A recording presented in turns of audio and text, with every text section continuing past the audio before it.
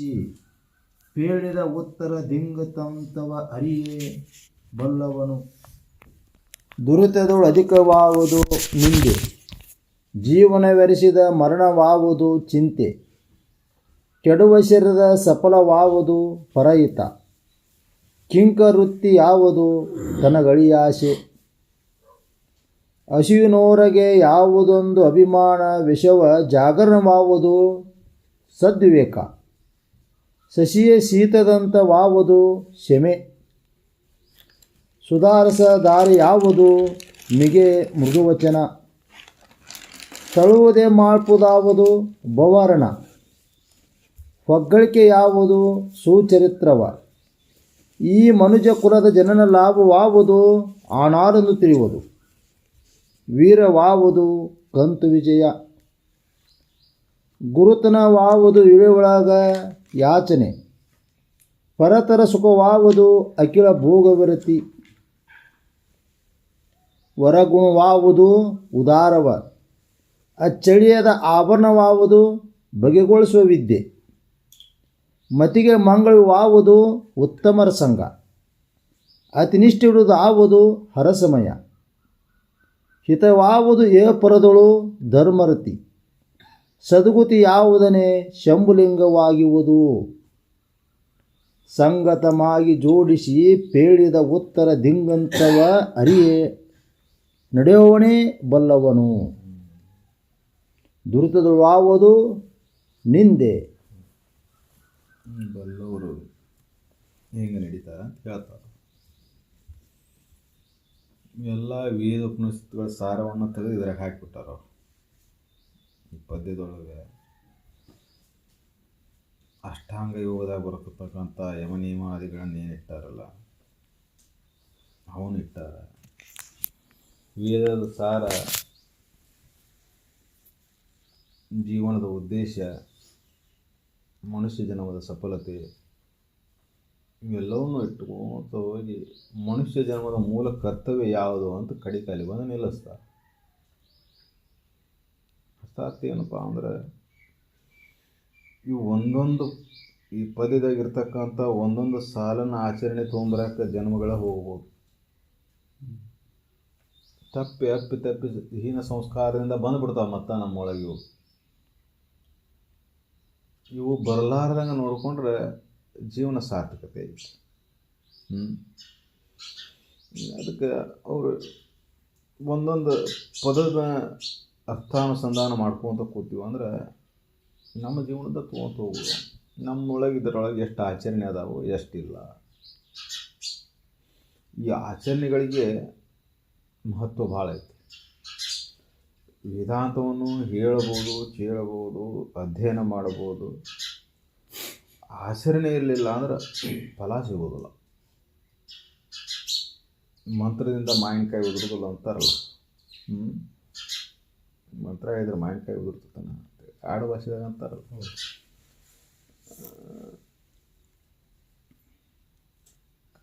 ಒಂದು ಯಾವ್ದಾರ ಫಲ ಸಿಗಬೇಕಂದ್ರೆ ಅದಕ್ಕೆ ಕರ್ಮಗಳು ಬೇಕು. ದುರಿತ ಫಲ ಸಿಗಬೇಕಂದ್ರೆ ದುರಿತ ಕರ್ಮ ನಡೀತೈತಿ, ಸತ್ಫಲ ಸಿಗ್ತದೆ ಸತ್ಕರ್ಮಗಳು ನಡೀತದೆ.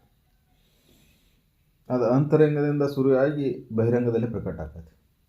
ನಮ್ಮ ಅಂತರಂಗ ಪರಿಶುದ್ಧ ಆಗಿತ್ತಂದರೆ ಕರ್ಮಗಳು ಪರಿಶುದ್ಧನೇ ನಡೀತಾವೆ. ಅಂತರಂಗದಲ್ಲಿ ದೋಷ ಇತ್ತಂದರೆ ಹೀನ ಕರ್ಮಗಳು ನಡೀತಾವೆ. ಅದಕ್ಕೆ ಇಲ್ಲಿ ಹೊರಗಿಂದು ಸುದ್ದು ಬೇಕು, ಒಳಗಿಂದು ಸುದ್ದು ಬೇಕು. ಅಂದರೆ ಆಚರಣೆ ಪರಿಶುದ್ಧ ಆಗಬೇಕು. ಅದು ಆಗಬೇಕಂದ್ರೆ ವಿಚಾರನೂ ಪರಿಶುದ್ಧ ಆಗಿರಬೇಕು. ಸದ್ವಿಚಾರ ಇದ್ದಾಗ ಸತ್ಕರ್ಮಗಳು ನಡೀತಾವೆ. ಸದ್ವಿಚಾರ ಇಲ್ಲದನ್ನ ಸತ್ಕರ್ಮಗಳನ್ನು ಮಾಡೇನಂತ ತೋರಿಸ್ಕೊಂಡ್ರು ಈ ದುರಿತ ಕರ್ಮಗಳನ್ನು ಯಾವುದೋ ಒಂದು ಸಂದರ್ಭದಲ್ಲಿ ಮಾಡೋಕ್ಕಾಗ್ತೈತಿ. ಅರ್ಥಾತ್ ಏನಪ್ಪ ಅಂದ್ರೆ ಚಿಂತನೆ ಇಲ್ಲದ ವಿವೇಕ ಜಾಗರ ಆಗಲ್ಲನ ಸತ್ಕರ್ಮಗಳು ನಡೀದಲ್ಲ. ಯಾರೇ ಹೇಳ್ಯಾರಂತ ಕಟ್ಟು ಅಪ್ಪನಿಗೆ ಬಿದ್ದು ಒತ್ತಾಯಕ್ಕೆ ಬಿದ್ದು ಜನರಿಗೆ ಮೆಚ್ಚಿಸ್ಬೇಕು ಅಂತ ಏನು ಮಾಡಿದ್ರು ಸದ್ಯಕ್ಕೆ ಅದು ಹೊರಗೆ ತೋರ್ಕಿಗೆ ಅಷ್ಟು ಮಾಡೋಕ್ಕಾಗ್ತೈತಿ. ಮತ್ತು ಸಮಯ ಸಿಕ್ಕಾಗ ಅದನ್ನು ಆಲೋಚನೆ ಮಾಡ್ತೈತಿ ಒಳಗೆ. ಅದಕ್ಕೆ ಏನಪ್ಪ ಅಂದ್ರೆ ಪರಿಶುದ್ಧ ಆಗಬೇಕಂದ್ರೆ ಅಂತರಂಗದಿಂದನೇ ಪರಿಶುದ್ಧ ಆಕೋತ ಬಂದದ್ದು. ಆ ಪ್ರವೃತ್ತಿ ತನ್ನಿಂತಾನ ಬಹಿರಂಗದಾಗ ತನ್ನಿಂತಾನ ನಾಶ ಆಕತಿ. ಅದಕ್ಕೆ ಅವರು ಇಲ್ಲಿ ಒಂದೊಂದನ್ನು ಹೇಳ್ಕೊತ ಹೋದ್ರು ಅದನ್ನು ಆಚರಣೆ ತೊಗೊಂಬರ್ಬೇಕಂದ್ರೆ ನಿತ್ಯ ಅದ್ರ ಕುರಿತು ಚಿಂತನೆ ಮಾಡಬೇಕು. ಇವು ಎಲ್ಲ ಏನದಾವಲ್ಲ ನಿಯಮಗಳಿವೆಲ್ಲ ಇವನ್ನ ಹಾಕ್ಕೋಬೇಕು. ಇನ್ನೊಬ್ಬರ ಬಗ್ಗೆ ಕೆಟ್ಟದಾಗಿ ಮಾತಾಡೋದಿಲ್ಲ, ಪರಣಿಯಲ್ಲಿ ನೇರವಾಗಿ ಹೇಳ ನೀನು ಅವರಿದ್ದಾಗ.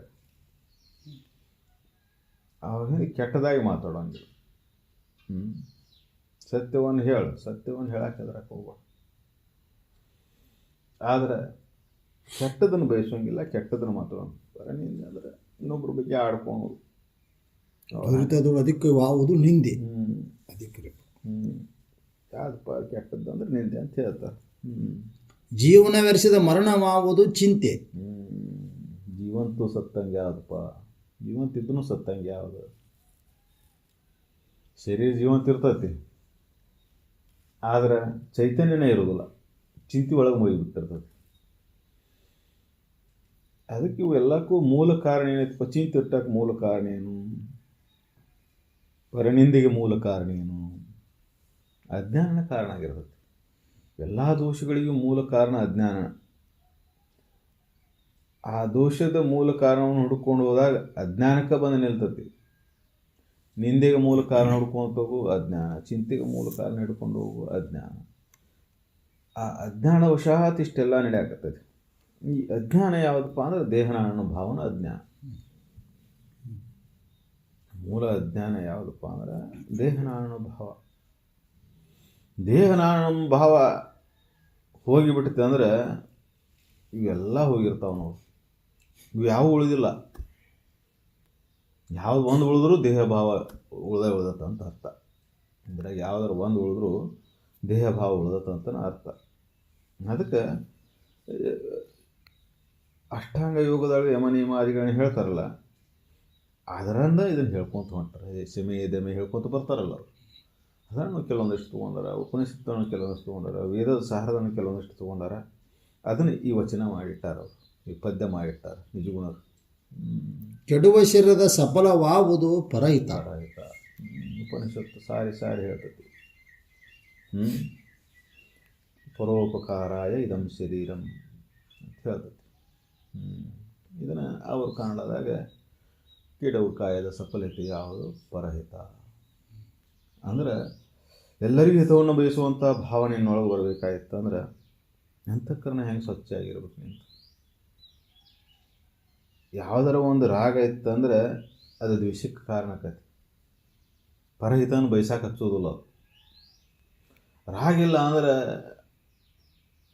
ಜಗತ್ತು ಹೆಂಗರೇ ಇರಲಿ ಎಲ್ಲರಿಗೂ ಹಿತನ ಬಯಸ್ತಿರ್ತಾನೆ. ಅನುಕೂಲ ಆದರೂ ಅಷ್ಟೇ, ಪ್ರತಿಕೂಲ ಆದರೂ ಅಷ್ಟೇ. ಆ ಪರಹಿತವನ್ನು ಬಯಸುವಂಥ ಭಾವ ಅಂತಃಕರಣದೊಳಗೆ ಆಗ್ಬೇಕಂದ್ರೆ ಅಲ್ಲಿ ದೋಷಗಳ ನಾಶ ಆಗಿದೆ. ಅದಕ್ಕೆ ಸದಿಚ್ಛೆ ಅಂತ ಹೇಳ್ತಾರೆ. ಎಲ್ಲರಿಗೂ ಶುಭವನ್ನು ಬಯಸೋದು, ಎಲ್ಲರಿಗೂ ಒಳ್ಳೆಯದನ್ನು ಬಯಸೋದು, ಎಲ್ಲರಿಗೂ ಮಂಗಳವನ್ನು ಬಯಸೋದು, ಮತ್ತೊಂದೇನಿಲ್ಲ ಎಲ್ಲ. ಪರಹಿತವನ್ನು ಕಾಯ ವಾಚ ಮನಸ್ಸ, ಮಾತು ಮನಸ್ಸು ಪ್ರತಿಯೊಳಗೆ ಮೂರರೊಳಗೂ ಮಾಯ ಆಗ್ಬಿಡ್ತದೆ. ಮನಸ್ಸಿನಿಂದ ಮಾಡಿದ ಶ್ರೇಷ್ಠ ಆಕತಿ. ಮಾತು ಕೃತಿಗಳಿಗಿನ್ನ ಮನಸ್ಸಿನಿಂದ ಮಾಡಿದ ಶ್ರೇಷ್ಠ ಆಕತಿ. ಮನಸ್ಸಿನೊಳಗಿಲ್ಲದ ಮಾತಿನೊಳಗೆ ಕೃತಿಯೊಳಗೆ ಬಂದ್ರೆ ಅದು ವ್ಯರ್ಥನ ಆಕತಿ, ಕಪಟತನ ಬರ್ತೈತಿ. ಅದರಿಂದ ದೋಷ ಮತ್ತಟ್ಟು ಹೆಚ್ಚಿಗೆ ಹಾಕ್ಕೊಂತ ಹೋಗ್ತದೆ. ಅದಕ್ಕೆ ಮನಸ್ಸನ್ನು ಅಂತಃಕರಣವನ್ನು ಸ್ವಚ್ಛ ಮಾಡ್ಕೊಳಕ್ಕೆ ಭಾಳ ಮಹತ್ವ ಕೊಡೋದಿಲ್ಲ. ನಿನ್ನ ವಾಣಿ ಮತ್ತು ಕರ್ಮಗಳಲ್ಲಿ ದೋಷಗಳಿದ್ದು ಅವು ಸಹಜ ಪ್ರವೃತ್ತಿಯಿಂದ ಆಗಿರ್ತಾವೆ ಹೊರತಾಗಿ ಮನಸ್ಸಿನಿಂದ ಇದ್ದಾಗ ಅವು ನಡೆದ್ರೂ ಸುದ್ದಕ್ಕೆ, ಮನಸ್ಸಿನಲ್ಲಿ ಇಲ್ಲ ಅಂದಾಗ ಅದು ನಡೆದ್ರೂ ಸುದ್ದಕ್ಕೆ ಅದಕ್ಕೆ ದೋಷ ಕಾಣೋದಿಲ್ಲ. ಮನಸ್ಸಿನಿಂದ ಏನು ಮಾಡ್ತೇವೆ ನೋಡು, ಇನ್ನೊಬ್ಬರಿಗೆ ಮೋಸ ಮಾಡ್ಬೇಕಂತನ ಮನಸ್ಸಿನಾಗ ಇಟ್ಕೊಂಡ ಮಾಡೋದು, ಇನ್ನೊಬ್ಬರಿಗೆ ಹಾನಿ ಮಾಡ್ಬೇಕಂತನ ಸುಳ್ಳು ಹೇಳೋದು, ಇದರಿಂದ ಏನಾಗತಿ? ದೋಷ ಉಟ್ಕೊಂತದೆ. ನಿನ್ನ ಮನಸ್ಸಿನಾಗ ಇಲ್ಲ ನೀ ಏನೋ ಸದಿಚ್ಛೆಯಿಂದನೇ ಮಾಡಿದ್ರು ಅದು ಹಂಗಾಯ್ತಪ್ಪ, ನೀವು ಒಳ್ಳೆಯದನ್ನು ಬಯಸಿದ್ದಿ, ಅಲ್ಲಿ ಏನೋ ಅಚಾತುರ್ಯದಿಂದ ಕೆಟ್ಟ ನಡೆದೈತೆ ಅಂದರೂ ಸುದ್ದಕ್ಕೆ ಅದು ದೋಷ ನಿನಗಿಲ್ಲ. ನೀವು ಒಳ್ಳೆಯದನ್ನು ಬಯಸ್ಬೇಕಂತ ಅವ್ನಿಗೆ ಹೇಳಿದಿ, ಇಲ್ಲಿಲ್ಲಪ್ಪ ಇಂಥದ್ದು ಮಾಡಬೇಡ ಇಂಥದ್ದು ಮಾಡ ಅಂತ ಹೇಳಿದೆ, ಅದು ಮಾಡೋತ್ಲೆ ಅವ್ನಿಗೆ ಏನಾರ ಆಯ್ತು, ಆ ದೋಷ ನಿನ್ನ ಒಳಗಿಲ್ಲ. ಯಾಕೆ ದೋಷಗಳು ಎಲ್ಲಿ ಹುಡ್ತಾವು? ದೋಷಗಳು ಎಲ್ಲಿ ಅಂದ್ರೆ ಅಂತಃಕರಣದಾಗ ಹುಟ್ಟೋದು. ಕರ್ಮದಿಂದ ದೋಷ ಯಾವಾಗ ಎಲ್ಲಿ ಆಕತಿ? ಅಂತಃಕರಣದೊಳಗೆ ಆಕತಿ. ಕರ್ಮ ಜಡ ಇದ್ರೂ ಸಹಿತ ದೋಷ ಅಂತಃಕರಣಕ್ಕೆ ಹೆಂಗೆ ಅಂಟ್ಕೊಂತತಿ? ಅಂತಃಕರಣದ ಸೂಕ್ಷ್ಮಾತಿ ಸೂಕ್ಷ್ಮ ಇದ್ದಿದ್ದರಿಂದ ಆ ಕರ್ಮದ ವಾಸನೆ ಅಂತಃಕರಣದೊಳಗೆ ಅಂಟ್ಕೊಂತ ಬರ್ತದೆ. ಈ ನಿತ್ಯ ಸತ್ಕರ್ಮಗಳನ್ನು ಮಾಡಿದರೆ ಸರಿಹೆಚ್ಚು ಉಟ್ಕೊಂತ ಹೋಗ್ತದೆ ಒಳಗೆ. ದುರಿತ ಕರ್ಮಗಳನ್ನು ಮಾಡಿದರೆ ಒಳಗೆ ಆ ದುರಾಲೋಚನೆ ದುರ್ಚಿಂತನೆಗಳು ಬರ್ಕೊಂತ ಹೋಗ್ತಾವೆ. ಅದಕ್ಕೆ ಸಂಘ ಬಹಳ ಮುಖ್ಯ ಆಕತಿ. ಆ ಉತ್ತಮರ ಸಂಘದಾಗಿದ್ದ ಅಂದರೆ ಅಲ್ಲಿ ಸತ್ಕರ್ಮಗಳು ನಡೀತಿರ್ತಾವೆ. ಆ ಸತ್ಕರ್ಮಗಳ ಫಲ ಅಂತಃಕರಣಕ್ಕೆ ಮುಟ್ತದೆ. ಅಂತಃಕರಣದೊಳಗೆ ದೋಷಗಳ ಕಡಿಮೆ ಆಕ್ಕೊಂತ ಬರ್ತಾವೆ. ಅದಕ್ಕೆ ಸಂಘ, ಉತ್ತಮರ ಸಂಘ ಇತ್ತಂದ್ರೆ ಸಾಕಣ ಅನ್ನೋದು ನಮ್ಮ ಅಂತಃಕರಣವನ್ನು ಸ್ವಚ್ಛ ಮಾಡ್ತದೆ. ದುರ್ಜನರ ಸಂಘ ಇತ್ತು, ದೋಷಗಳು ಹೆಚ್ಚಿಗೆ ಹಾಕ್ಕೊಂತ ಹೋಗ್ತಾವೆ. ಅಂತಃಕರಣದಲ್ಲಿ ಆ ದೋಷಗಳು ಹೆಚ್ಚಿಗೆ ಹಾಕ್ಕಾವು, ಕಾಮ ಕ್ರೋಧಾದಿಗಳು ಹೆಚ್ಚಿಗೆ ಹಾಕ್ಕೊಂತ ಹೋಗ್ತಾವು. ಇವೆಲ್ಲ ಮತ್ತೇನು ಪರನಿಂದೆ, ದ್ವೇಷ, ಅಸೂಯೆಗಳು, ಇನ್ನೊಬ್ಬರಿಗೆ ದುಃಖವನ್ನು ಕೊಡುವಂಥ ಚಿಂತನೆಗಳು ಇವು ಹೆಚ್ಚಿಗೆ ಹಾಕ್ಕೊಂತ ಬರ್ತಾವೆ. ಅದಕ್ಕೆ ಸಂಘ ಉತ್ತಮರದಿರೋದು. ಸಚ್ಚಿಂತನೆಯನ್ನು ಮಾಡ್ಕೊತ ಹೋದ್ವಿ ಅಂದ್ರೆ ಪ್ರಾತಃ ಕಾಲದಾಗ ಬ್ರಾಹ್ಮಿ ಮುಹೂರ್ತಾಗಿದ್ದ ಸಚ್ಚಿಂತನೆ ಮಾಡೋದು ಇದಕ್ಕಪ್ಪ ಅಂದ್ರೆ ಅದು ಆಳಕ್ಕೆ ಹೋಗಿ ಕುಂದಿರ್ತೈತಿ. ಅಂತರಂಗದ ಆಳದೊಳಗೆ ಗಟ್ಟಿಯಾಗಿ ಉಳಿತೈತೆ. ಅದು ಗಟ್ಟಿಯಾಗಿ ಉಳಿದಾಗ ಜಗತ್ತು ಎಷ್ಟೋ ಲೋಲ ಕಲೋಲ ಆದರೂ ಸದ್ಯಕ್ಕೆ ಅದು ತನ್ನ ಇದನ್ನು ಬಿಟ್ಟು ಹೊರಗೆ ಬರೋದಿಲ್ಲ. ಆ ಸತ್ಯವನ್ನು ಅವಲಂಬಿಸ್ಕೊಂಡು ಹಂಗೆ ಉಳಿತೈತಿ. ಇದು ಗಟ್ಟಿ ಆಗಿರ್ಲಿಕ್ಕಂದ್ರೆ ಜಗತ್ತು ಒಮ್ಮೆ ಹಿಂಗೆ ಅಂದ್ಕೂಳೆ ಹಿಂಗೆ ಹೋಗತಿ, ಹಿಂಗೆ ಅಂದ್ಕೂಳೆ ಹಿಂಗೆ ಹೋಗತಿ, ಮನಸ್ಸು ಒಯ್ದಾಡ್ತೈತಿ. ಯಾವುದು ಸತ್ಯ ಯಾವುದು ಅಸತ್ಯ ಅಂತ ಗೊಂದಲಕ್ಕೆ ಬೀಳ್ತೈತಿ. ಅದಕ್ಕೆ ಇಲ್ಲಿ ದೃಢವಾಗಿ ನಂಬಬೇಕು. ಆ ದೃಢವಾಗಿ ನಂಬಿಕೆ ಒಳಗೆ ಹುಟ್ಟಬೇಕಂದ್ರೆ ಈ ಶರೀರವನ್ನು ಸರಿಯಾಗಿ ಉಪಯೋಗ ಮಾಡ್ಕೊಂಡು ಬ್ರಾಹ್ಮಿ ಮುಹೂರ್ತದೊಳಗೆ ಆ ಶುಭ ಚಿಂತನೆ ಒಳಗೆ ಕುಂದಿರ್ಬೇಕು. ಅದಕ್ಕೆ ಸತ್ಸಂಗ ಏನು ಮಾಡ್ತೈತಿ, ನಿನಗೆ ಗೊತ್ತಿಲ್ಲಂಗೆ ಅಂಥ ಕರ್ಮಗಳಲ್ಲಿ ಹಚ್ತೈತಿ. ಸತ್ಕರ್ಮಗಳಂದ್ರೆ ಸತ್ಕರ್ಮಗಳಂದ್ರೆ ಅತ್ಯಂತ ಶ್ರೇಷ್ಠವಾದ ಸತ್ಕರ್ಮಗಳಂದ್ರೆ ಯಾವಪ್ಪ ಅಂದ್ರೆ ಸತ್ಶ್ರವಣ. ಅದು ಮೊದಲೇಕ ಒಳ್ಳೆಯದನ್ನು ನಿನಗೆ ಮಾಡ್ತತಿ ಮತ್ತು ಪರರಿಗೆ ಮಾಡಕ್ಕೆ ಹಸ್ತದು. ನಿನ್ನಿಂದ ಪರರಿಗೆ ಪರೋಪಕಾರ ಮಾಡಕ್ಕೆ ಹಸ್ತತಿ. ಇಷ್ಟೊಂದು ಶ್ರೇಷ್ಠವಾದಂಥ ಚಿಂತನೆ ಜಡ ಇಲ್ಲ ನೋಡ್ರಿ, ಎಷ್ಟು ಸೂಕ್ಷ್ಮ ಐತಿ. ನೀನು ರೊಕ್ಕ ರೂಪಾಯಿ ಕೊಟ್ಟೆ ಅಂದ್ರೆ ಕಳೆದು ಹೋಗ್ಬೋದು, ಆದರೆ ಸದ್ವಿಚಾರವನ್ನು ಕೊಟ್ಟೆ ಅಂದ್ರೆ ಅವನ ಜೀವನವನ್ನು ಪಾವನ ಮಾಡ್ತದೆ.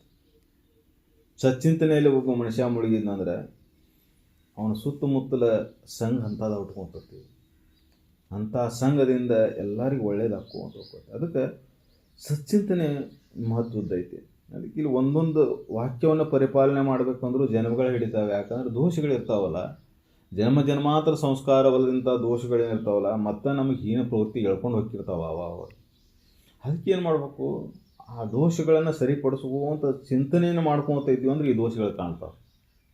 ಈ ಚಿಂತನೆಯನ್ನು ಬಿಟ್ಟು ದೂರ ಸರಿದೀವಿ ಅಂದರೆ ಈ ದೋಷಗಳ ಕಾಣೋದಿಲ್ಲ. ದೋಷಗಳ ನಡೀತಾ ಹೋಗ್ತಾವು. ಅದರ 1ರಿಂದ 2, 2ರಿಂದ 4 ಹಿಂಗೆ ಬೆಳ್ಕೋತ ಹೋಗಿ ಅಂತಃಕರಣ ಪೂರ್ಣ ಹಾಳಾದ ಮೇಲೆ ಈ ಚಿಂತನೆ ಒಳಗೆ ನಡೀದೇ ಇಲ್ಲ. ಇದಕ್ಕೆ ಅವಕಾಶನ ಕೊಡಲ್ಲಷ್ಟು ಹೊಲಸು ಅಂದ್ಕೊಂಡಿದ್ವಿ. ಆ ಹೊಲಸು ತುಂಬಿಕೊಂಡ ಮೇಲೆ ಸತ್ಯದ ಚಿಂತನೆ ನಡೆಯೋದಿಲ್ಲ. ಅದಕ್ಕೆ ಸಚ್ಚಿಂತನೆಯನ್ನು ಮಾಡಬೇಕಂದ್ರೆ ಸಜ್ಜನರ ಸಂಘದಲ್ಲಿ ಮೊದಲು ಒಲವು ಹುಟ್ಟಬೇಕು. ನಾವು ಸಜ್ಜನರ ಸಂಘ ಅಂದ ಕೂಡಲೇ ಬಹಳ ಮಂದಿ ಸೇರೋದ ಸಜ್ಜನ ಅಂತ ತಿಳ್ಕೊತೇವೆ. ಬಗ್ಗೆ ಇದನ್ನು ಸಜ್ಜನರ ಸಂಘ ಅಂದರೆ ಸತ್ಯದ ಕುರಿತು ಚಿಂತನೆ ನಡೆಯೋದು. ಜಗತ್ತನ್ನು ಮಿಥ್ಯ ಐತಿ, ಇದ್ರ ಒಳಗಿನ ವ್ಯಾಮೋಹವನ್ನು ಕಳೀತೈತಿ. ಯಾವುದು ನಿನ್ನ ಕಳೀತೈತಿ ಅದು ಸಜ್ಜನರ ಸಂಘ. ಇದರ ಮೇಲೆ ವ್ಯಾಮೋಹ ಹುಟ್ಟಿಸುವಂಥವೆಲ್ಲ ಮತ್ತು ಸಂಘಗಳು. ಅದಕ್ಕೆ ಅಜ್ಜವರು ಯಾವುದೂ ಆಡಂಬರಕ್ಕೆ, ವಿಜೃಂಭಣೆಗೆ, ಉತ್ಸವಕ್ಕೆ ಮಹತ್ವ ಕೊಡಲಿಲ್ಲ.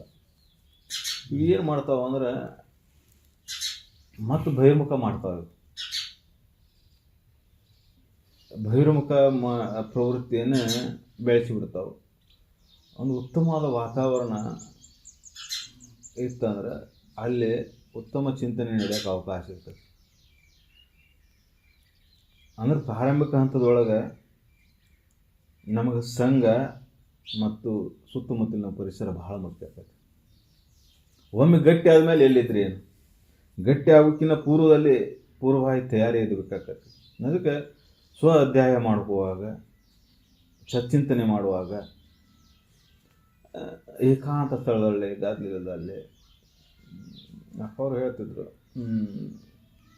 ಮತ್ತು ಇಷ್ಟೆಲ್ಲ ನಿಮಗೆ ಇದು ಐತಲ್ಲ, ಯಾವಾಗ ಓದ್ತಿದ್ದೀವಿ ನಾವು ಬಣ್ಣಾರ ಹೊಲಕ್ಕೆ ಮಿಕ್ಕಾಕಾಯಿ ಹೋಗಿದ್ದೀವಪ್ಪ, ಜ್ವಾಳದ ಗಿಡಕ್ಕೆ ದಂಟಿಗೆ 3 ದಂಟಿಗೆ ಕಟ್ಟೋದು, ಕೂಡಿಸಿ ಕಟ್ಟೋದು, ಮ್ಯಾಗ ಒಂದು ಟ್ಯಾಕ್ ಮಧ್ಯಾಹ್ನ ಬಿಸಿಲಾಕ ಹಾಕೊಂಡು ಕುಂದ್ರಬೇಕಲ್ಲ, ಅಲ್ಲಿ ಹೋಗ್ಕೊಂಡು ಕುಂತ್ಬಿಡೋದಪ್ಪ, ಎರಡು ಕೆಲಸ ಹಾಕಿದ್ವಿಲ್ಲ ಅಂತ. ಹಿಂಗೆ ಅಂದ್ರೆ ಜೀವನದೊಳಗೆ ಸಮಯ ಭಾಳ ಸಿಕ್ಕಿರ್ತದೆ. ಅದನ್ನು ಹೆಂಗೆ ಉಪಯೋಗ ಮಾಡ್ಕೊತೇವೆ ಅನ್ನೋದು ಭಾಳ ಮುಖ್ಯ. ಈ ಜೀವನದ ಅಲ್ಪ ಐತೆ ಅಂದರೂ ಇದನ್ನು ನಾವು ಹೆಂಗೆ ಸದುಪಯೋಗ ಮಾಡ್ಕೊತೇವೆ ಅನ್ನೋದು ಭಾಳ ಮುಖ್ಯ ಆಗ್ತದೆ. ಅದಕ್ಕೆ ಅವ್ರು ಹೇಳಿದಂಥ ಒಂದೊಂದು ಚಿಂತನೆಗಳನ್ನು ನಾವು ಅಳವಡಿಸ್ಕೋಬೇಕಂದ್ರೂ ಸಮಯ ಹಿಡಿತೈತಿ. ಆದರೆ ಉತ್ಕಟ ಇಚ್ಛೆ ಇದ್ರೆ ಬೇಗ ಶುರು ಆಗ್ತದೆ. ಕಿಂಕರ್ ವೃತ್ತಿ ಯಾವುದು ತನ್ನ ಗಳಿಯ ಆಸೆ. ಕಿಂಕರ್ ವೃತ್ತಿ ಯಾರಪ್ಪ, ಆಸೆ ಅನ್ನೋದು ಭಾಳ ಮುಖ್ಯ. ಆಸೆ ಎಲ್ಲ ಮಾಡ್ತೈತಿ, ಕನಿಷ್ಠನ ಮಾಡಿಬಿಡ್ತದೆ ಅಂತಾರೆ ಅವ್ರು. ಅತ್ಯಂತ ಕೆಟ್ಟ ವೃತ್ತಿ ಪ್ರವೃತ್ತಿ. ಆಸೆ ಏನು ಮಾಡ್ತೈತಿ, ದುಃಖವನ್ನು ತಂದು ಕೊಡ್ತೈತಿ, ಸಮಾಧಾನವನ್ನು ಹಾಳು ಮಾಡ್ತೈತಿ. ಆಸೆ ದುಃಖಕ್ಕೆ ಮೂಲ ಅಂತ ಇದೋ ಒಂದು ತತ್ವ ಇಟ್ಕೊಂಡು ಒಂದು ಧರ್ಮವನ್ನು ಸ್ಥಾಪನೆ ಮಾಡಿಬಿಟ್ಟ ಮಗ. ಹೌದಲ್ಲ? ಅಂದರೆ ಈ ಸನಾತನ ಧರ್ಮದೊಳಗೆ ಎಷ್ಟು ವಿಶಾಲ ಐತೆ ನೋಡಿ. ಇದ್ರೊಳಗೆ ಎಲ್ಲವನ್ನೂ ಇಂಥದನ್ನು ಹೇಳೇ ಇಲ್ಲ ಅನ್ನೋಂಗಿಲ್ಲ. ನಿಜಗುಂಡ್ರ 15ನೇ ಶತಮಾನದಾಗ ಎಲ್ಲ ಧರ್ಮಗ್ರಂಥಗಳನ್ನು ಅಧ್ಯಯನ ಮಾಡಿ ಮತ್ತೆ ಇದನ್ನು ರಚನೆ ಮಾಡ್ಯಾರ ಅವರು. ವೇದ ಉಪನಿಷತ್ತುಗಳ ಸಾರ ಕನ್ನಡದಾಗ ಐತಿ ಇದ್ರೊಳಗೆ. ಅದಕ್ಕೆ ಶಿವಣ್ಣದಜ್ಜವ್ರ ನಿಜಗುಣರ ಗ್ರಂಥ ಅಂದ್ರೆ ಭಾಳ ಪ್ರೀತಿ. ಇದರೊಳಗೆ ಹೇಳಲಾರಂಥ ವಿಷಯನೇ ಇಲ್ಲ. ಅದಕ್ಕೆ ಇದರ ಮೇಲೆ ಭಾಳ ಪ್ರೀತಿ. ಅದಕ್ಕೆ ಸತ್ಯವನ್ನು ತಿಳ್ಕೊಳ್ಬೇಕಂದ್ರೆ ಈ ಒಂದು ಗ್ರಂಥವನ್ನು ಇಟ್ಕೊಂಡ್ರೆ ಸಾಕು. ನೇರವಾಗಿ ಸತ್ಯವನ್ನು ಬೋಧನೆ ಮಾಡ್ತಾವೆ. ಸಂಸ್ಕೃತದೊಳಗೆ ಮತ್ತು ಬೇರೆ ಭಾಷೆದೊಳಗೆ ಭಾಳ ಅದಾವೆ. ಕನ್ನಡದಾಗಿರುವಂಥ ಮೇರು ಗ್ರಂಥದೊಳಗಿದು. ಬೇರೆ ಭಾಷೆ ಒಳಗೆ ಸಂಸ್ಕೃತ ವೇದ ಉಪನಿಷತ್ತುಗಳದಾವು, ಶ್ರುತಿ ಪುರಾಣಗಳದಾವು. ಕನ್ನಡದಾಗ ಆಗಮಗಳನ್ನು ಮತ್ತು ಅದಕ್ಕೆ ಬಣ್ಣ ಹಚ್ಚಿ ಸುಣ್ಣ ಹಚ್ಚಿ ಬರೆದಿಟ್ಟಾರ. ಅದಕ್ಕೆ ನೇರವಾಗಿರ್ತಕ್ಕಂಥ ನಿಜವಾದ ಈ ಗ್ರಂಥದೊಳಗೆ ಇವೆಲ್ಲ ವೇದ ಉಪನಿಷತ್ತುಗಳ ಸಾರನೇ ಹೇಳ್ಕೊಂತ ಹೋಗ್ಯಾರ. ಇದ್ರ ಮತ್ತೊಂದು ಏನು ಹೇಳಿಲ್ಲ, ಸಮಯ ದಮೆ ತಿತಿಕ್ಷೆ ಇವನ್ನ ಹೇಳ್ಕೊತ ಹೋಗ್ಯಾರ. ಅಶ್ವಿನೂರಗೆ ಯಾವುದೊಂದು ಅಭಿಮಾನ ವಿಷಯವ ಜಾಗರಣವಾಗುವುದು ಸದ್ವಿವೇಕ. ಸದ್ವಿವೇಕ ಜಾಗರ ಆಗಿಬಿಟ್ರೆ ಅಂದ್ರೆ ಈ ಜಾಗರಾವಸ್ಥೆಯೊಳಗೆ ಎಲ್ಲ ತಾನು ಸರಿ ನಡೆಯೋಕೆ ಶುರು ಮಾಡ್ತದ. ವಿವೇಕ ಇಲ್ಲದ ಮನುಷ್ಯಾಗ ಪ್ರತಿ ಹೆಜ್ಜೆಗೂ ದಾರಿ ತಪ್ಪಿರ್ತದೆ. ವಿವೇಕ ಜಾಗರ ಆಗಿಬಿಡ್ತೆ ಅಂದ್ರೆ ಪ್ರತಿ ಹೆಜ್ಜೆಯವನು ಕ್ರಮವತ್ತಾಗಿ ನಡೆಯಕ್ಕೆ ಶುರು ಮಾಡ್ತಾನೆ ಮನುಷ್ಯ. ಅರ್ಥಾತ್ ಏನಪ್ಪ ಅಂದ್ರೆ ಸದಾ ಜಾಗರ ಆಗಿರೋದು, ಸದಾ ಎಚ್ಚರಿಕೆಯಿಂದಿರೋದು. ನನ್ನೊಳಗೆ ಅನ್ಯ ಚಿಂತನೆಗಳು, ಅನ್ಯ ವಿಚಾರಗಳು ಏನು ಹೇಳಿದ್ರಲ್ಲ ಮೊದಲೇಕಿನು, ಇವು ಯಾವ ಒಳಗೆ ಬರಲಾರ್ದಂಗೆ ನೋಡ್ಕೊಂತ ಹೋಗೋದು. ಇವು ಯಾವರ ಒಳಗೆ ಬಂದು ದೋಷ ಐತೆ ಅಂತಾನೆ ಬರ್ತಿರ್ತಾವೆ. ಜನ್ಮ ಜನ್ಮಾಂತರ ಸಂಸ್ಕಾರ ಬಲದಿಂದ ಬರ್ತಿರ್ತಾವೆ. ಅವನು ಕಡಿಮೆ ಮಾಡ್ಕೊತ ವಿಚಾರದಿಂದ ನಿಗ್ರಹ ಮಾಡ್ಕೊತ ಬಂದಾಗ ಇವು ಒಳಗೆ ಬರಲಾರ್ದಂಗೆ ಅಕ್ಕಾವು. ಅದಕ್ಕೆ ಇವನು ಸತತ ಚಿಂತನೆ ಮಾಡ್ಕೊತ ಹೋದಾಗ ಇವನು ಒಂದೊಂದು ಕಳ್ಕೊತ ಬರ್ತದೆ. ಶಶಿಯ ಶೀತಲದಂತವಾವುದು ಶಮೆ. ಶಮೆ ದಮೆಗಳನ್ನು ಹೇಳಿದರು. ಇಂದ್ರಿಯ ನಿಗ್ರಹ, ಮನೋನಿಗ್ರಹ, ಅಂತರಂಗದಲ್ಲಿ ಬಹಿರಂಗದಲ್ಲಿ ಎರಡನ್ನೂ ಮಾಡ್ಕೊತ ಹೋಗೋದು. ಹೊರಗಿನ ಆಚರಣೆಯನ್ನು ಪರಿಶುದ್ಧ, ಒಳಗೆ ಅಂತಃಕರಣದೊಳಗೆ ವಾಸನೆಗಳನ್ನು ತೆಗೆದು ಅಲ್ಲಿ ಪರಿಶುದ್ಧ. ಯಮ ಅಷ್ಟಾಂಗ ಯೋಗದೊಳಗೆ ಮೊದಲಿಗೆ ಬರ್ತಕ್ಕಂಥ ಯಮ ನಿಯಮಾದಿಗಳು, ಅದರೊಳಗೆ ಅಂತರಂಗದಾಗ ಮಾಡುವಂಥವು, ಬಹಿರಂಗದಾಗ ಮಾಡುವಂಥವು. ಇವನ್ನ ಚಾಚು ತಪ್ಪದ ಪಾಲನೆ ಮಾಡ್ಕೊಂತ ಹೋಗ್ಬೇಕು. ಅರ್ಥಾತ್ ಏನಪ್ಪ ಅಂದ್ರೆ ನಾವು ಈ ಚಿಂತನೆ ಒಳಗೆ ಮುಳುಗಿದ್ವಿ ಅಂದ್ರೆ ನಮ್ಗೆ ಗೊತ್ತಿಲ್ಲಂಗೆ ಅದು ಪಾಲನೆಗೆ ಹಚ್ತದೆ. ಅನನ್ಯವಾದ ಭಕ್ತಿ ಭಾವದಿಂದ ಶ್ರದ್ಧಾದಿಂದ ಈ ಚಿಂತನೆಗಳನ್ನು ಮಾಡಿದ್ದಾದ್ರೆ ಅಂತರಂಗದಲ್ಲಿ ಇದನ್ನು ಪಾಲನೆ ಮಾಡೋಕ್ಕೆ ಹಸ್ತದ. ಅದಕ್ಕೊಂದು ಅಷ್ಟೊಂದು ಶಕ್ತಿ ಐತಿ. ನಾವು ಇದರಲ್ಲಿ ಒಲವಿನಿಂದ ಮಾಡಿದ್ದಾದ್ರೆ ಅದು ಪರಿಣಾಮ ಆಗೈತಿ ಇರ್ತದೆ. ಅದಕ್ಕೆ ಸತತ ಸಂಘದೊಳಗೆ ಇರೋದು ಭಾಳ ಮುಖ್ಯ. ಸತತ ಸಂಘದಾಗಿದ್ದೆ ಅಂದರೆ ಇದು ಒಳಗೆ ಹತ್ತಕ್ಕೆ ಶುರು ಆಗ್ತೈತಿ. ಒಂದು ದಿನ ಮಾಡೋದು, ಮತ್ತೊಂದು ದಿನ ಬಿಡೋದು, ಮತ್ತೊಂದು ದಿನ ಮಾಡೋದು ಮಾಡಿಕೊಳ್ಳೇನೆ ಈ ಸಂಸಾರ ಚಕ್ರದೊಳಗೆ ಇದನ್ನು ಮರೆಸ್ತೈತೆ ಅದು ಭಾಳ. ಅದ್ರ ಮೇಲೆ ಒಲವು ಭಾಳ ಐತಲ್ಲ, ಸಂಸಾರದ ಮೇಲೆ ಒಲವು ಭಾಳ ಐತಲ್ಲ, ಅದು ಭಾಳ ಹಿಡ್ಕೊಂತೈತಿ. ಮತ್ತು ಇದನ್ನು ಮಾಡ್ಕೊಂತ ಹೋಗಿ ನೀನು ಜಗತ್ತಿನ ಎಲ್ಲ ಏನದಾವಲ್ಲ ದೋಷಗಳು, ಆ ದೋಷಗಳು ತನ್ನೇ ತಾನಕ್ಕೆ ಕರಗಿ ಹೋಗ್ತಾವೆ. ಅಂತರಂಗದಲ್ಲಿ ಎಲ್ಲ ದೋಷಗಳನ್ನು ಕಳಿಬೇಕಂದ್ರೆ ಅಷ್ಟು ಕಠಿಣ ಇಷ್ಟು ಕಠಿಣ ಅಂತ ಹೇಳ್ತಾರಲ್ಲ. ಆದರೆ ಈ ಸತ್ಶ್ರವಣ ಸಚ್ಚಿಂತನೆ ಏನು ಮಾಡ್ತದೆ ಅದನ್ನು ಅಷ್ಟು ಸರಳ ಮಾಡಿಬಿಡ್ತದೆ ನೋಡಿ ಕೆಲಸ. ಸತ್ಶ್ರವಣ ಸಚ್ಚಿಂತನೆ ಏನು ಮಾಡ್ತದಲ್ಲ, ಈ ದೋಷಗಳನ್ನ ಅಷ್ಟು ಚಂದ ನೀನು ಗೊತ್ತಾಗೋದಿಲ್ಲ, ತ್ರಾಸ ಅನಿಸೋದಿಲ್ಲ, ಅಷ್ಟು ಚಂದ ಸರಳ ತೆಗೆದಾಗ್ತದೆ. ಬೇಕಾದ್ರೆ ವಿಚಾರ ಮಾಡಿ ನೋಡು, ಚಿಂತನೆ ಮಾಡಿ ನೋಡಿದೀನಿ. ನಿನ್ನಲ್ಲಿದ್ದಂಥ ದೋಷಗಳು ಹೆಂಗೆ ಕರಗ್ತಾವ ಅನ್ನೋದು ನಿನಗೆ ಅನುಭವ ಕೂರಕ್ಕೆ ಶುರು ಆಗ್ತದೆ. ಅತ್ಯಂತ ಶ್ರದ್ಧಾದಿಂದ ಇದನ್ನು ಚಿಂತನೆ ಮಾಡ್ಕೊತ ಮುಳುಗೋದು ರಾಗ ದ್ವೇಷಾದಿಗಳು ಕಡಿಮೆ ಆಕ್ಕಾವು, ದ್ವೇಷ ಅಸೂಯೆಗಳು ಕಡಿಮೆ ಆಕ್ಕಾವು, ಪರಹಿತ ಭಾವ ಹುಟ್ಕೊತತಿ, ಸಜ್ಜನರ ಸಂಘದಲ್ಲಿ ಒಲವು ಹುಟ್ಕೊತತಿ. ಅಂತರಂಗದಲ್ಲಿದ್ದಂಥ ಈ ದೋಷಗಳ ಕರಗಿ ಮನಸ್ಸು ಶಾಂತ ಉಳಿಯೋಕೆ ಶುರು ಆಗ್ತೈತಿ. ಅದಕ್ಕೆ ಇದನ್ನು ಆಚರಣೆ ತೊಗೊಂಬರೋದು ಬಹಳ ಮುಖ್ಯ. ಸುಧಾರಿಸ ದಾರಿ ಯಾವುದು? ಮಿಗೆ ಮೃದು ವಚನ. ಇನ್ನೊಬ್ಬರಿಗೆ ನೋವು ಆಗಲ್ಲ ನನಗೆ. ಸತ್ಯವನ್ನು ಹೇಳು, ಆದರೆ ಇನ್ನೊಬ್ಬರಿಗೆ ದುಃಖ ಆಗಿರಬಾರ್ದು. ಆದರೆ ಕೆಲವೊಂದು ಸಂದರ್ಭದಲ್ಲಿ ಏನಾಕತಿ, ಸತ್ಯ ಕಠೋರವಾಗಿರ್ತದೆ. ಪಾಪಿಗೆ ಅದನ್ನು ಆಟೋದ ದುಃಖ ಆಗಬಹುದು. ಅದರೊಳಗೆ ಉದ್ದೇಶದಿಂದ ಅವನು ದುಃಖ ಕೊಡ್ಬೇಕಂತಿಲ್ಲ. ಅಂತರಂಗದಲ್ಲಿ ಉದ್ದೇಶ ಏನಪ್ಪ ನಿಂದು, ಆ ಪಾಪಿನೂ ತನ್ನಂಗೆ ಸನ್ಮಾರ್ಗ ಕೈ ಹಿಡೀಲಿ, ಸದುದ್ದೇಶದಿಂದ ಜೀವನ ಮಾಡಲಿ ಅನ್ನೋ ಉದ್ದೇಶದಿಂದ ಹೇಳ್ತೀವಿ. ಆ ಉದ್ದೇಶ ಅಥವಾ ಅಂತರಂಗದಲ್ಲಿ ಏನು ಸ್ವಚ್ಛ ಇತ್ತು ಅಂದರೆ ಬಹಿರಂಗದ ವಾಣಿಗಳ ಮೃದು ಮಾತಾಡ್ತಾರೆ, ಅಂತರಂಗದಲ್ಲಿ ಆಲಿಸಿಕೊಂಡಿರ್ತಾರೆ, ಅದು ಉಪಯೋಗ ಆಗೋದಿಲ್ಲ. ಹಿತವಚನಗಳು ಅಂತರಂಗದಲ್ಲಿ ಸ್ವಚ್ಛವಾಗಿ ಮಾಡ್ಬೇಕು. ಅದ್ರ ಮೇಲೆ ಮತ್ತೆ ವಾಸನ ಹುಟ್ಟಿಸೋದಲ್ಲ. ಹಿತವಚನಗಳಲ್ಲಿ ಏನಪ್ಪ, ನಿನ್ನ ಅಂತರಂಗಕ್ಕೆ ಹಿತ ಮಾಡಬೇಕು, ಅಂತರಂಗ ಸಮಾಧಾನ ಆಗುವಂಗೆ ಮಾಡಬೇಕು, ಅಂತರಂಗದಲ್ಲಿ ಶಾಂತಿಯನ್ನು ತಂದು ಕೊಡಬೇಕು, ಮತ್ತೊಂದರ ಮೇಲೆ ಮೋಹವನ್ನು ಕಡಿಮೆ ಮಾಡಿರಬೇಕು, ಈ ಅಹಂಕಾರ ಮಮಕಾರಗಳನ್ನು ನಾಶ ಮಾಡಿರಬೇಕು. ಅಂತಹ ಚಿಂತನೆಗಳನ್ನು ಮಾಡು.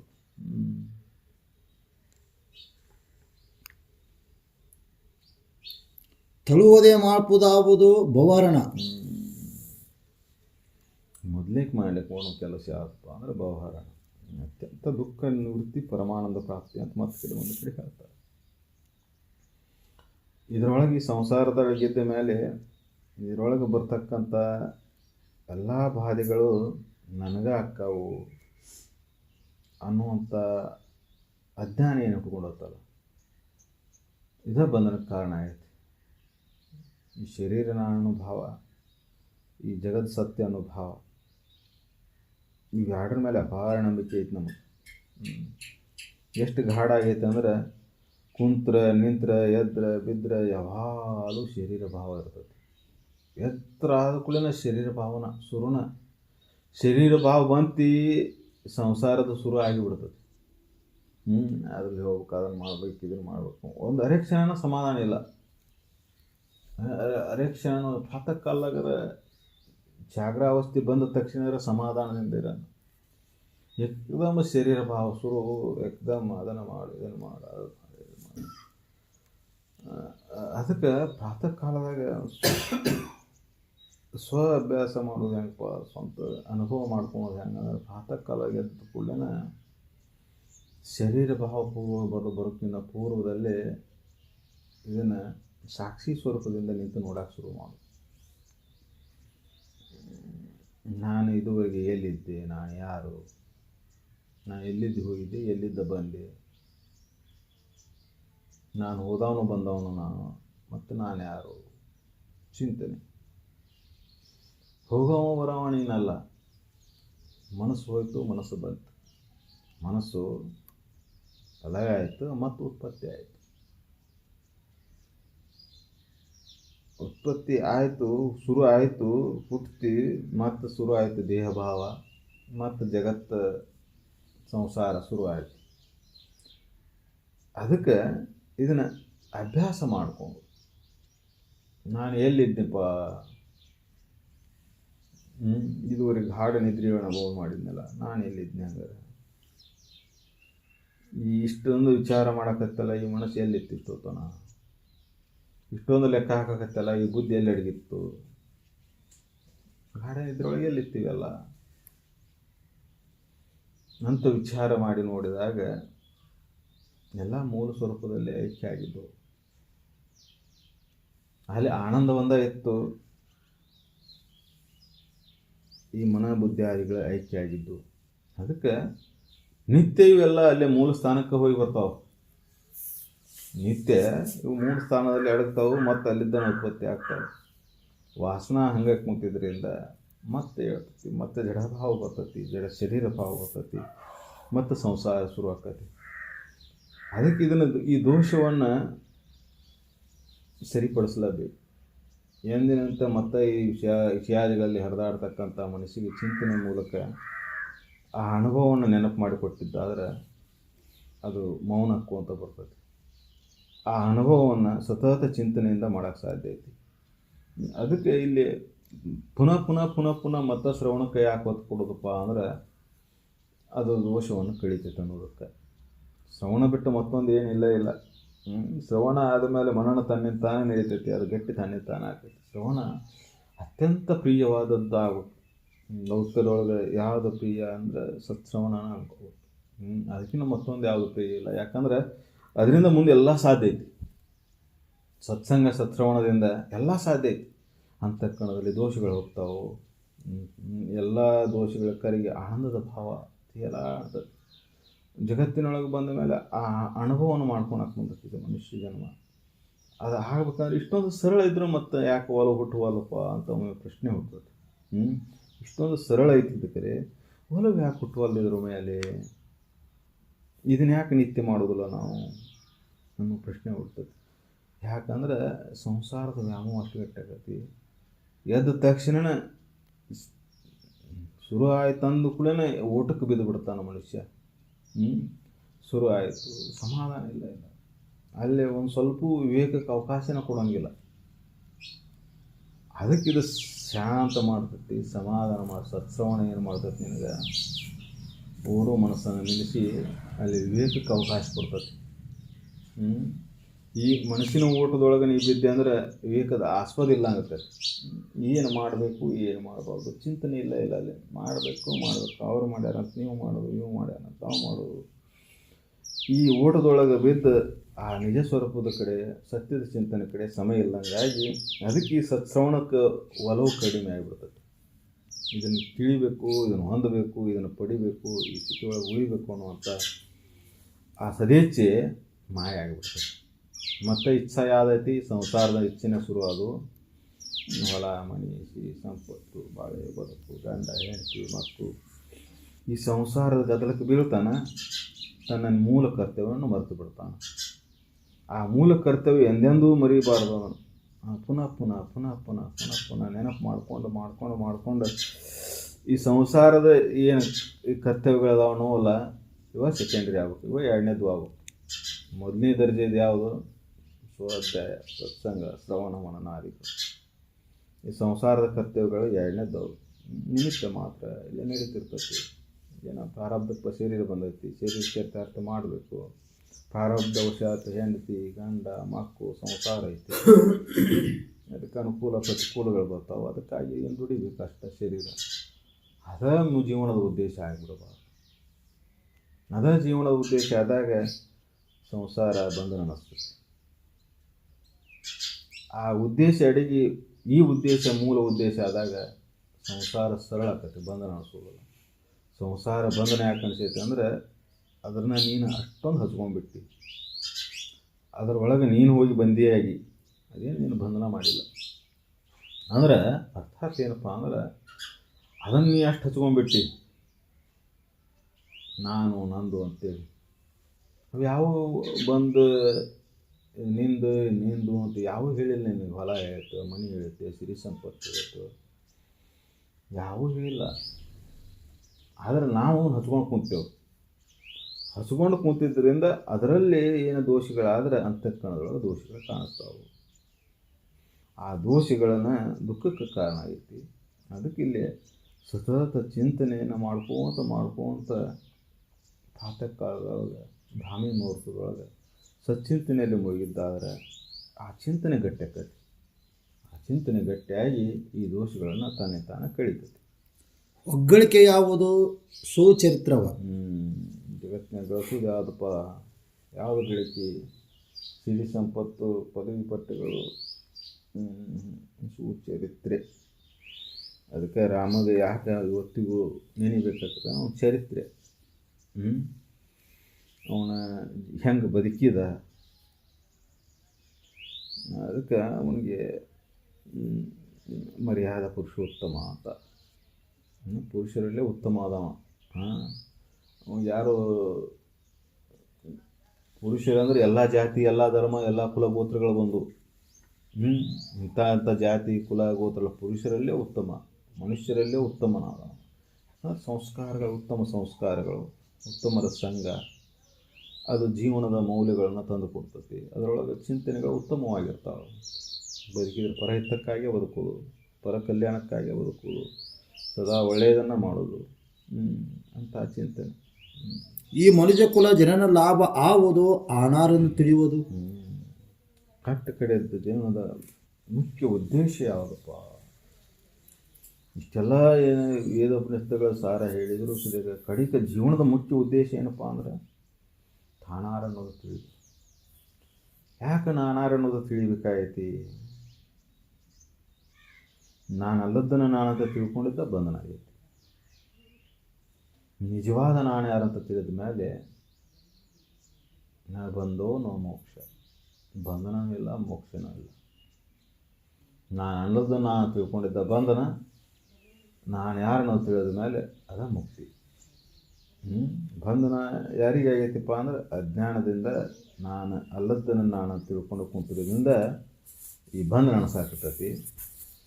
ಸುಜ್ಞಾನದಿಂದ ಇದನ್ನು ನಾನು ಅಲ್ಲ ಅಂತ ತಿಳಿದ ಮೇಲೆ ಆ ಕ್ಷಣದಿಂದ ಮುಕ್ತನ ನೀನು.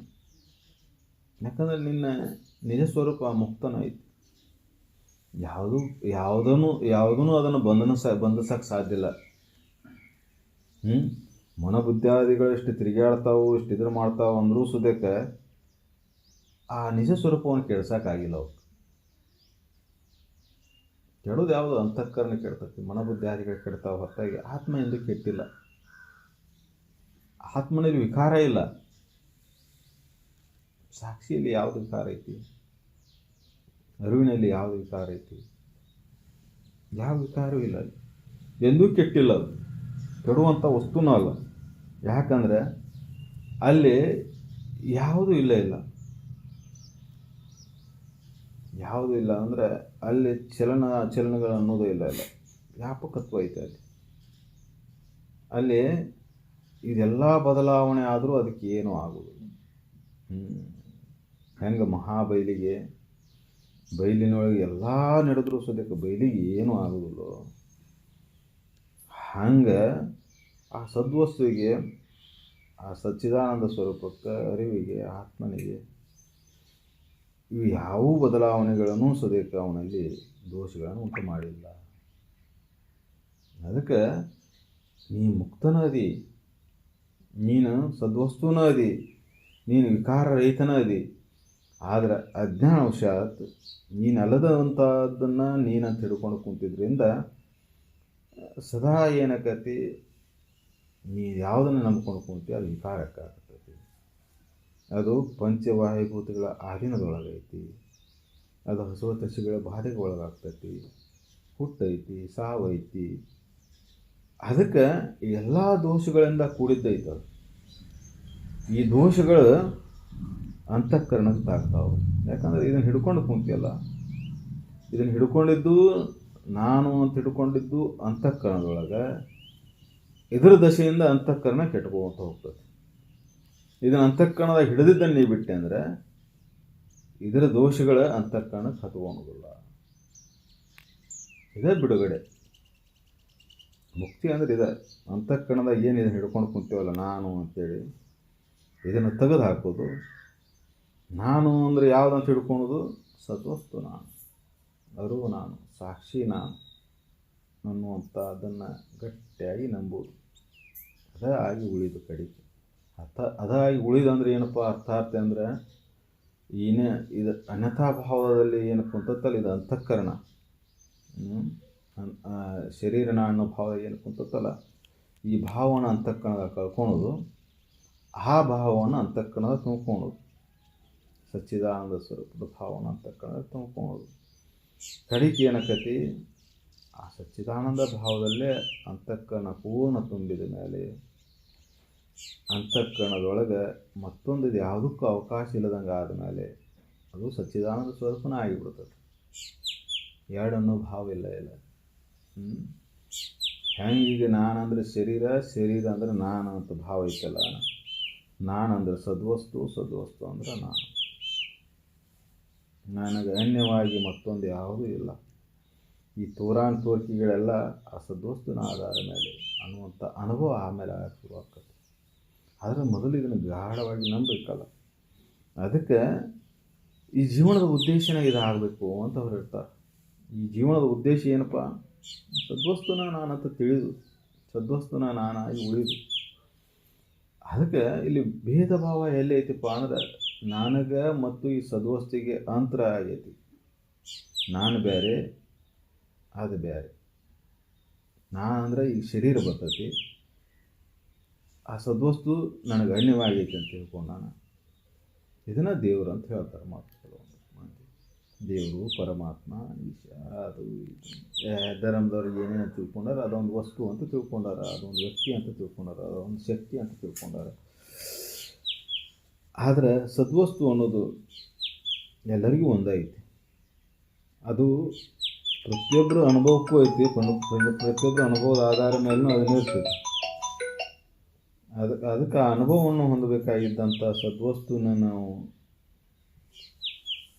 ಅನುಭವ ಮಾಡ್ಕೋಬೇಕಾಗೈತಿ. ಆ ಅನುಭವವನ್ನು ಮಾಡ್ಕೊಳೋದು ಜೀವನದ ಕರ್ತವ್ಯ.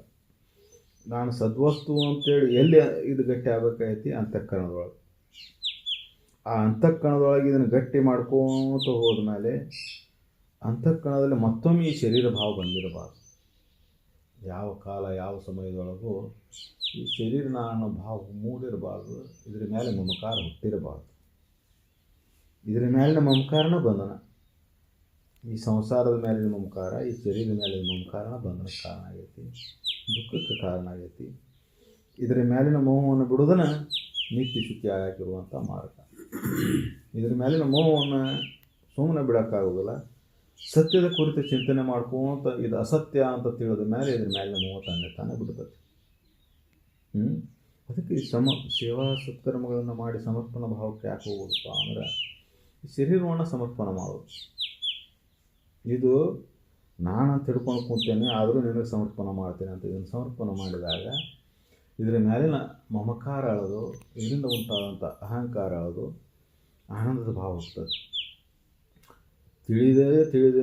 ತಿಳಿಲಾರ್ದನ ಇದನ್ನು ನಾನು ಹಿಡ್ಕೊಂಡು ಕೂತಿದ್ದಿ, ತಿಳಿಲಾರ್ದನ ಇದನ್ನು ನಾನನ್ನೋ ಭಾವವನ್ನು ಕಳ್ಕೊಂಡು ನೀನಾಗಿದ್ದು ನೀನು ಅನುಭವ ನಿನಗೆ ಶುರುವಾಗುತ್ತೆ. ಅದನ್ನು ತಿಳಿಬೇಕಂತಿಲ್ಲ, ನಾನು ಅರಿವು ಅಂತ ತಿಳಿಬೇಕಂತೇನಿಲ್ಲ. ನೀನಲ್ಲದ ಭಾವವನ್ನು ಕಳ್ಕೊಂಡ್ರೆ ಸಾಕು. ನೀನು ಯಾವಾಗಲೂ ಇದ್ದವನ ಇದಿ, ಆ ಸದ್ವಸ್ತು ಯಾವಾಗಲೂ ಇದ್ದಿದ್ದೈತಿ. ತೆರೆಗಳ ಅಡಗಿದಾಗ ಸಮುದ್ರ ಐತಿ, ತೆರೆಗಳಿದ್ದಾಗೂ ಸಮುದ್ರ ಐತಿ.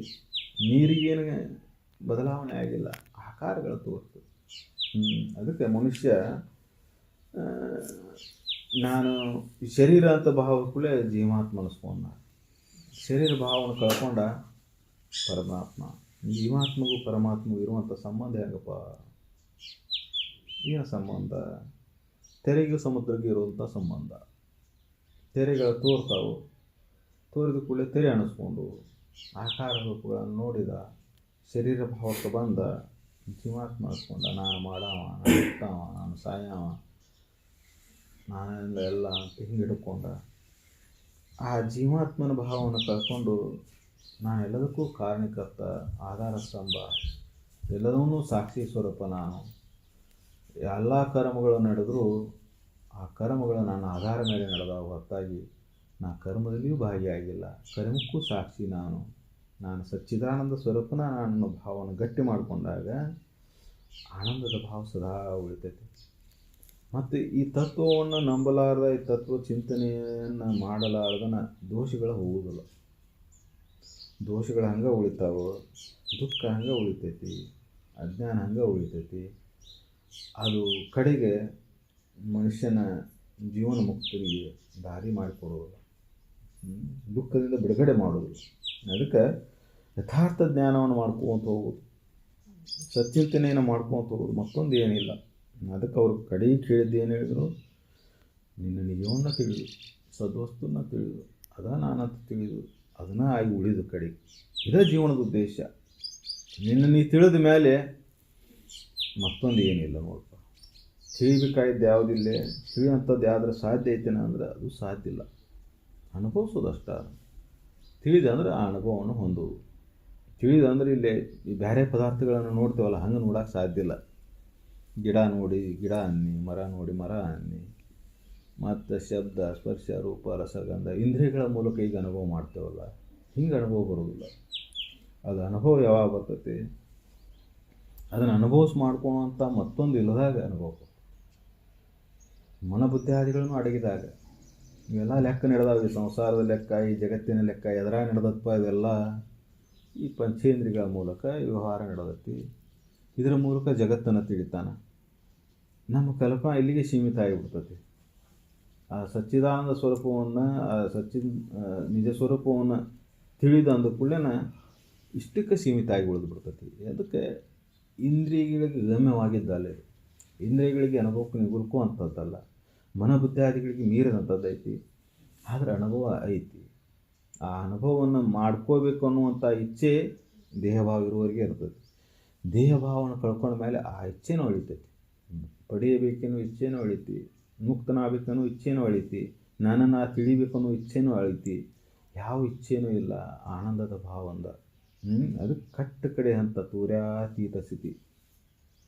ಮತ್ತೊಂದು ಏನು ಇಲ್ಲ ಭಾವಲ್ಲೇ. ಹೊಂದಬೇಕನ್ನೋ, ಪಡಿಬೇಕನ್ನೋ ಮುಕ್ತಿ ಆಸೆನೂ ಇಲ್ಲ, ಸುಖದ ಬಯಕೆನೂ ಇಲ್ಲ.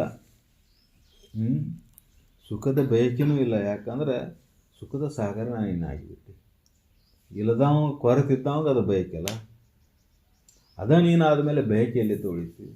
ಆ ಬಯಕೆನೂ ಅಳದು, ಮುಕ್ತನಾಗಬೇಕನ್ನೋ ಇಚ್ಛೆನೂ ಅಳದ, ಆ ಜೀವನ ಮುಕ್ತನ ನೀನಾದ ಮೇಲೆ ಅದ ಮನುಷ್ಯ ಜನ್ಮದ ಕರ್ತವ್ಯ. ಅದಕ್ಕೆ ಇವೆಲ್ಲವನ್ನೂ ಹೇಳ್ಕೋವಂತ ಬಂದು ಕಟ್ಟ ಕಡೆದು ಅದನ್ನು ಹೇಳಿದ್ರು ಅವರು.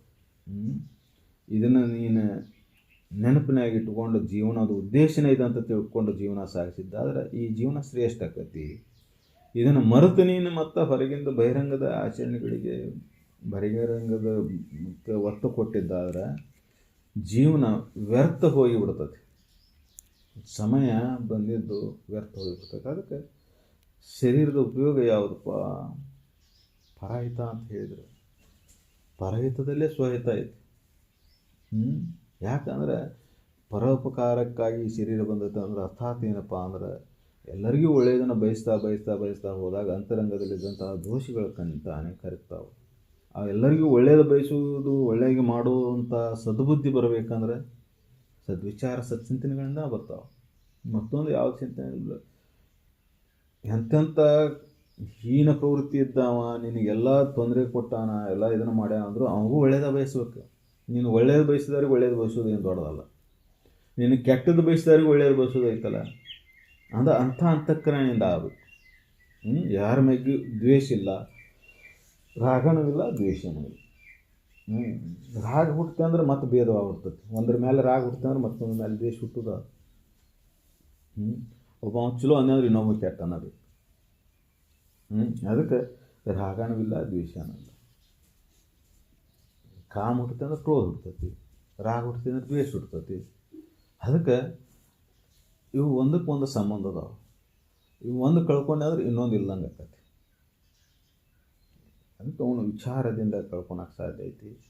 ರಾಗದ್ವೇಷಾದಿಗಳನ್ನು, ಕಾಮಕ್ರೋಧಾದಿಗಳನ್ನು ಒಂದು ಕಳ್ಕೊಂಡ್ರೆ ಒಂದು ಹೋಗ್ತೈತಿ. ಅದಕ್ಕೆ ಇವು ಒಂದೊಂದು ಕಳ್ಕೊತ ಹೋಗ್ಬೋದು. ವಿಚಾರದಿಂದ ಕಳ್ಕೊಳಕ್ಕೆ ಸಾಧ್ಯತೆ, ಸಚ್ಚಿಂತನೆಯಿಂದ ಕಳ್ಕೊಳಕ್ಕೆ ಸಾಧ್ಯತೆ. ಅದಕ್ಕೆ ಸತ್ಸಂಗಕ್ಕೆ ಬಹಳ ಮುಖ್ಯ ಮಹತ್ವ ಐತಿ. ಅದನ್ನು ಚಿಂತನೆ ಮಾಡಿ ಮನನ ಮಾಡೋದು ಬಹಳ ಮುಖ್ಯ ಐತಿ. ಮನನಕ್ಕೆ ಕುಂತಾಗ ಇದ್ರ ಅನುಭವ ಆಗಿ ಶುರು ಆಕೈತಿ. ಶ್ರವಣದಿಂದ ಬರೀ ಜ್ಞಾನ ಲಭಿಸ್ತೈತಿ. ಅದನ್ನು ಅನುಭವ ಮಾಡ್ಕೊಳಕಂದ್ರೆ ಮನನಕ್ಕೆ ಕುಂದಿರಬೇಕು. ಸಚ್ಚಿಂತನೆ ಮಾಡ್ಕೊಂತ ಮೊದಲ ಸಾಕ್ಷಿ ಸ್ವರೂಪದ ಭಾವದಲ್ಲಿ ನಿಂತ್ಕೊಂಡು ನೋಡಕ್ಕೆ ಶುರು ಮಾಡಿ. ಏಕಾಂತದೊಳಗಿದ್ದಾಗ ಮನಸ್ಸಿನ ಹೊಯ್ದಾಟಗಳನ್ನು, ಬರ್ತಕ್ಕಂಥ ಸಂಕಲ್ಪ ವಿಕಲ್ಪಗಳನ್ನು ಅದನ್ನು ಸಾಕ್ಷಿ ಸ್ವರೂಪದಿಂದ ವಿವೇಕದಿಂದ ನೋಡಕ್ಕೆ ಶುರು ಮಾಡೋದು. ವಿವೇಕದಿಂದ ನೋಡಕ್ಕೆ ಶುರು ಮಾಡಿದ ಮೇಲೆ ಇದರ ದೋಷಗಳು ಗೊತ್ತಾಗಕ್ಕೆ ಶುರು ಆಗ್ತಾವೆ. ಯಾಕೆ ಮನಸ್ಸು ಇಲ್ಲಿ ಹೋಯಿತು, ಯಾಕೆ ಮನಸ್ಸಿನಲ್ಲಿ ಇಂಥ ಸಂಕಲ್ಪ ಬಂತು, ಯಾಕೆ ಈ ದೋಷಗಳ ಚಿಂತನೆಗಳು ಬಂದು ಅನ್ನುವಂಥ ಚಿಂತನೆ ಮುಳುಗಿದಾಗ ಅದ ಮನನ. ಅದನ್ನು ಮಾಡ್ಕೋತ ಹೋದಾಗ ಅಲ್ಲಿದ್ದಂಥ ದೋಷಗಳು ಗೊತ್ತಾಗ್ತಾವೆ. ಅದನ್ನು ಮತ್ತೆ ಸತ್ಸಂಗ ಶ್ರವಣದ ಮೂಲಕ ಆ ದೋಷಗಳನ್ನು ತಿಳ್ಕೋತ ಹೋಗ್ಬೋದು. ಆ ದೋಷಗಳನ್ನು ಕಳ್ಕೋತ ಹೋದಾಗ ಆ ಹೇಳ್ತಕ್ಕಂಥ ಸಂಕಲ್ಪ ವಿಕಲ್ಪಗಳು, ರಾಗದ್ವೇಷಾದಿಗಳು ಕಡಿಮೆ ಆಕ್ಕೋತ ಬರ್ತಾವೆ.